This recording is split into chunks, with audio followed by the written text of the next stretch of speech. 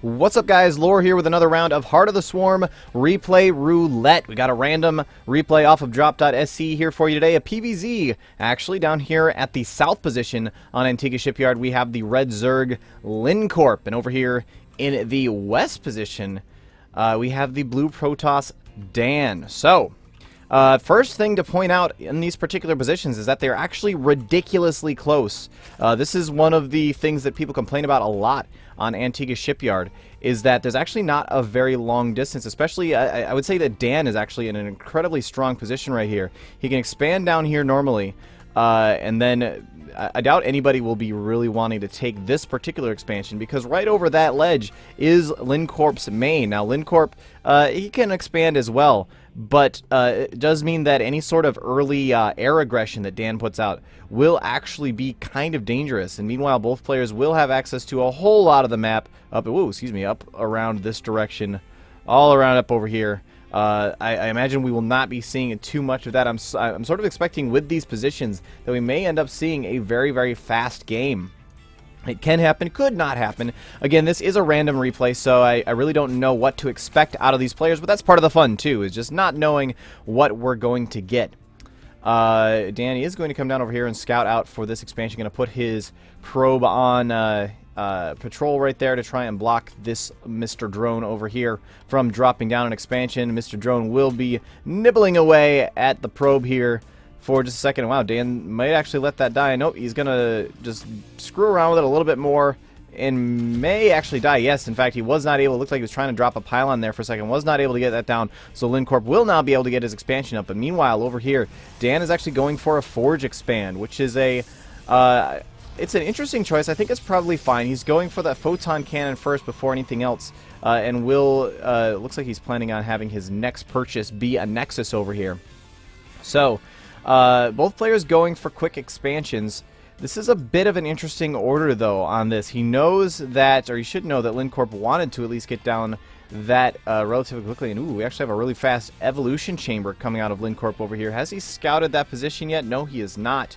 But that could end up being very, very important for him to get that fast evolution chamber, because if Dan goes for any sort of early air aggression, such as perhaps an early Oracle even to harass the mineral lines a bunch. Oracles have gotten a whole lot of changes in the latest Heart of the Swarm beta updates, but they are still pretty good at killing off workers. It would help him deal with that. He will be able to get up. Wow, and in fact, he's just going for two Spore Crawlers blind. He's still, like I said, he has not scouted the position of Dan. He's just going for some blind Spore Crawlers over here, two of them, which is a bit of an iffy move. I feel like he could be getting out a queen, and a queen should be able to chase off anything in the short term. Wow, even on top of those two Spore Crawlers, getting out a wave of 4 Zerglings as well, and may actually be sending these out to be aggressive. So it could be Lincorp on the aggressive position here. In fact, he's getting out 2 more Zerglings on top of that as well. May just be sending them up over here to this Zelnaga Watchtower. Wow, could not make the words appear for a second there. But it looks like he's just going to be pulling them up over there, including these extra 2, and then just going back to production. Meanwhile, Dan is getting up his first gateway and adding on 2 gases in his main. So we should be seeing some sort of tech out of him relatively soon after this gateway is finished. Obviously, his first step will be a... but hang on one second here. The Zerglings are going to get a chance to run by, and with his gateway just being finished, these Zerglings can actually do a ton of damage. Going to take down probes right away. Going in here, he's going to try and run his probes away. Honestly, with just those 4 Zerglings there, I feel like he should be attacking with the probes instead. And there, now he will attack and move in here and try to kill them off. And wow, actually moving away at the last second again. If he'd sent down these other probes, he would have been fine, especially with where they were positioned. Now he has kited those Zerglings up over here into his base. Will be able to finish off the rest of them. Did lose several probes, though, in the process. 6 probes were actually lost for Dan there. So that does... Ooh, a little bit of lag there for a second. That does put Lincorp at a decent early advantage. Now the question is, how much has he taken advantage of that? The answer, not very much at all. He has just now gone on to 17 drones, and despite killing off 6 probes, Dan is sitting at 22 probes already, once again. So Lincorp doing a bit of early aggression, and it actually went pretty well for him. He was able to get in there and clear out several probes, but he lost those 6 Zerglings in the process, traded 1 Zergling for each probe, which is a decent trade. But just he was not building behind it, was not able to get up the drone count that he should have behind that. In fact, now he's still not even adding on more drones. He's going for more Zerglings, adding on 6 more of them now, just adding on some more drones over here, going up to, or building 3 more drones.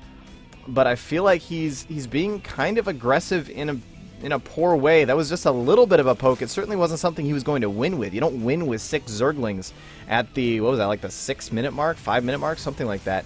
You don't win with 6 Zerglings that late in the game.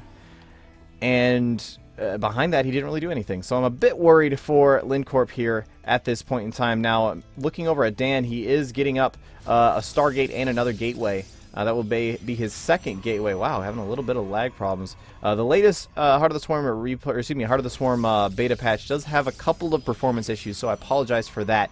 It's something that I imagine they will be ironing out as time goes on and as the beta continues. So Dan now up to 39 supply already, doing quite well for himself. He's got a nice, decent wall in here. It's not a tight wall in by any means, and this one zealot patrolling back and forth thinks he's going to stop something, but he's not. If anything comes through there from lincorp, it's just going to run right past him.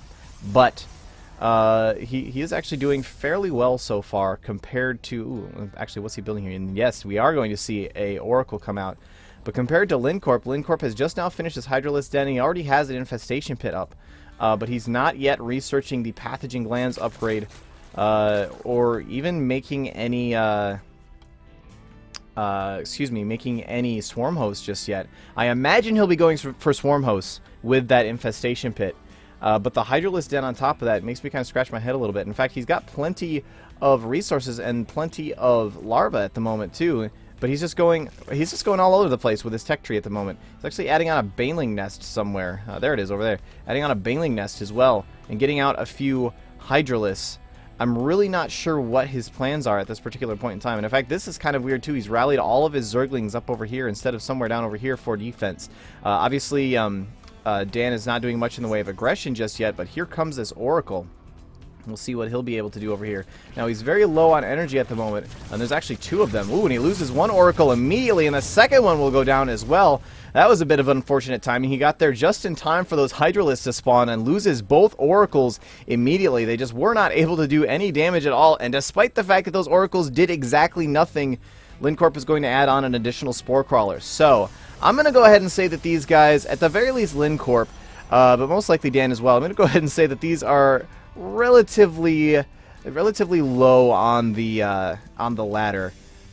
Probably not very highly ranked. I'm going to say this is probably a maybe silver to gold match. It doesn't seem to be a bronze game by any means, but silver to gold would be about my estimate as to what we're seeing here, which is still interesting because it's always good to see what how the expansion is playing out in the beta for all tiers of play, not just the pro matches. Obviously, pro matches are always good, but it's still nice to see, just out of curiosity's sake, how this is going to go for these lower tier players. Here comes a bit of a Baneling bust. Does manage to get down that first... he did manage to take down that first photon cannon, but lost everything else in a hurry. lincorp sitting at 38 supply at the 12-minute mark. Dan at 76, warping in another round of Zealots, and it may be time now for Dan to go on the offensive. He knows he's been killing off lincorp's army left and right, and he is actually going to take this expansion up over here, which feels a bit risky to me, but he is going to go for it. And meanwhile, what can lincorp do to respond to this? Well, he could make some Swarm Hosts and start doing a bit of a siege. He could get out a Spire. Mutalisk did just get buffed recently, and they would actually be pretty good against what Dan is doing right now. He doesn't immediately have an answer for that. He would have to get out some Phoenixes, which he has not been working on just yet. He's been working on these Oracles instead. So some Mutalisk, a quick turnaround on some Mutalisk would probably be good. Or basically anything other than sending in small groups of units to die. Pretty much anything else would be good. In fact, he needs to be thinking about a 3rd base here very soon. This is about the timing when, honestly, he should have already had a 3rd base up. And should be thinking about maybe a 4th. But instead, it looks like he's going to just turtle up at his natural here. He knows he's behind at this point. He has to know that he's behind. So his thought process has to be, what do I need to do to not die? I just lost a whole bunch of units. I'm not being attacked, but he's probably going to build up a large army here in the very near future. And in fact, I imagine that's what Dan will be doing, is building up a larger army. He is researching Zealot legs, getting that charge upgrade, getting out more oracles. The oracles didn't really do too much for him at first, and this is what really confuses me about lincorp's thought process here. He obviously wants to hold this middle Xel'Naga watchtower, but this Xel'Naga watchtower is effectively worthless. Like, he's going to spot these oracles flying by, which I don't know why these oracles are going this way. There's nothing over here for you. I don't know why you're going that way. Maybe able to... Well, they can't attack structures anymore is the thing. They have the pulsar beam ability, which allows it to attack enemy ground units. I don't believe it actually works on structures. So, and now they're just sitting over here. So I have no idea what Dan's doing. Really don't know what lincorp is doing either. It looks like now he's got a couple of infestors in with the mix, and maybe he feels that the couple of infestors, along with all these banelings, that is several banelings he's got there, and 4 hydralisks. I don't see 2 infestors, 4 hydralisks doing much damage to this army, especially if he just walks them into his opponent, dying immediately to that charge. I don't think Dan lost a unit there. Maybe like a stalker or something, but look at this. All these zealots are low but not dead. I don't know if Dan actually lost a unit there.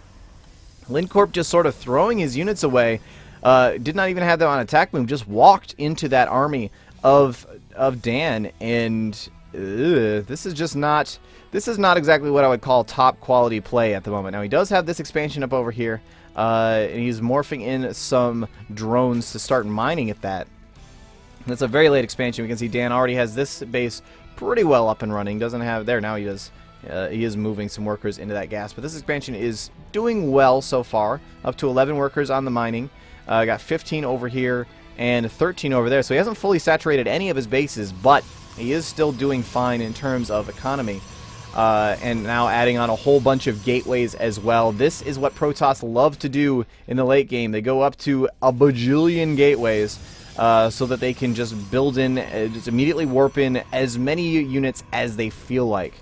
It can be a bit scary, and this gap right here, these guys being so close, just kind of makes me chuckle a little bit. I actually think that if he built a pylon there, he'd be able to see into lincorp's main. Oh, so what? Why is there a spore crawler there? Do you not like mining? Do you hate getting to these 2 mineral patches properly? That must be what that is. In fact, these drones are just sitting over there too. Now he is going to send those over there finally, and a 4th base coming up for Dan. So... As good as Dan is doing in terms of staying... Wow, why does he have so many oracles? In terms of... he's doing obviously well in terms of getting his economy up and running and staying alive and getting a decent army, but Dan is being so passive right now. I feel like he should have at least done some sort of poke at lincorp by this point. And in fact, if for no other reason, then he should be able to realize that right now all he has to do is a move and he can probably win. He's got twice the supply of lincorp. And lincorp just really doesn't have much in the way of an army at the moment. Checking the units tab. Yeah, he's got 12 roaches out somewhere. Sitting down over here. He does have 3 swarm hosts up somewhere as well, and I'm not seeing them at all. Are they up over here or something? No, they're sitting down over here. They're going to die immediately to those... oh, wow, they can actually attack structures. I thought they could only attack ground units now, but they can actually attack structures too. So this mess of oracles will actually be able to do a bunch of damage there. He could have just sat right there and killed off that base. Instead, he decided to back off. I'm not sure why. Dan just seems terrified of winning the game, and lincorp seems terrified of making stuff.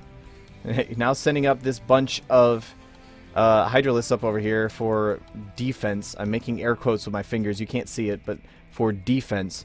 And what's he going to do with these roaches? Is he actually going to try and attack with these roaches? Because he might be able to do some damage with this, actually. This is a good number of roaches against this army, but I don't think it's going to be enough. Ooh, this might be a good move. He's actually going to attack this bunch of rocks and get that down. Meanwhile, these oracles have moved up over here, just basically melted that bunch of hydralisks, and again, not going to kill the expansion. Dan, what are you doing? Kill him. You have the advantage. Go and kill him. These roaches are up over here now. Going to be able to start working on... they're going to go straight up to the gateway. Could just kill off a couple of pylons. That would be much faster than trying to kill off all these gateways. But now they've been trapped in here. And, oh, he's just trying to move out of there. Not actually attacking. Doing no damage. And yet again, we'll lose an entire army. and Dan will not lose a single unit in the process. Oh, man, that is just painful to watch. All of those roaches for one gateway was all he managed to do with that push. Very, very unfortunate decision-making there by Lincorp. He is going to get up another expansion up over here, which is kind of ironic because he still hasn't even done anything with this one. Obviously, this one's been under a little bit of fire, but and honestly, it should be dead at this point. But that hasn't been happening yet. All these spine crawlers down here are completely and totally worthless. These two spore crawlers over here have also been completely worthless. So just very, very unfortunate out of Lincorp. And now Dan decides, you know what, I'm just going to make some DTs too. Why not? I'll go ahead and drop off some DTs here and start doing some major damage here. Now they are in range of something that can see them. There's a spine crawler, spore crawler around here somewhere. I think it's that one down there that can actually see that. But it doesn't appear to matter. They just moved out of range. They're going to continue to rip apart Lincorp's main over here. And if this game isn't over soon, then I don't know what to believe anymore. This bunch of oracles is going to come in here, and yeah, there we go. Lincorp has left the game. Dan is victorious, and Dan is not leaving the game. There we go. All right, I was worried we were going to see a victory lap for that match. So yeah, that was obviously not a high tier level of play. You could see easily lots of mistakes that both players were making there, but it was interesting to see at the very least the sort of decisions that a maybe silver, maybe gold level player, and honestly these guys might have been bronze, they might have been higher level bronze players, just sort of the decisions that they were trying to make there. It's kind of fun to see what really ends up being the downfall of lower level players from time to time. And in this case, Lincorp was making attacks that he really shouldn't have when his opponent wasn't attacking him. He had all the time in the world to be sitting back and building up defenses, or excuse me, building up economy. Didn't even need most of the defenses he was putting down, really oversaturating all of his bases with defenses. And then Dan obviously had the upper hand for the vast majority of that game, could have ended it a lot sooner than he did. In fact, he has a whole bunch of army down over here. In fact, even building carriers. Has a whole bunch of army down over here that he didn't even end up needing because these oracles were enough to finish him off. The oracles, I honestly thought that they could not attack structures anymore. I was obviously wrong with that because, well, they can. Even though the thing only says attack ground units, they can apparently still attack structures. And that's a lot of damage that they're able to put out when you get a handful of them like this. So, really, really interesting game to watch just to see how things are operating at the lower levels. Anyway, I'm going to wrap this up. GG's to both players. My name is Lore, and I will see you in the next match.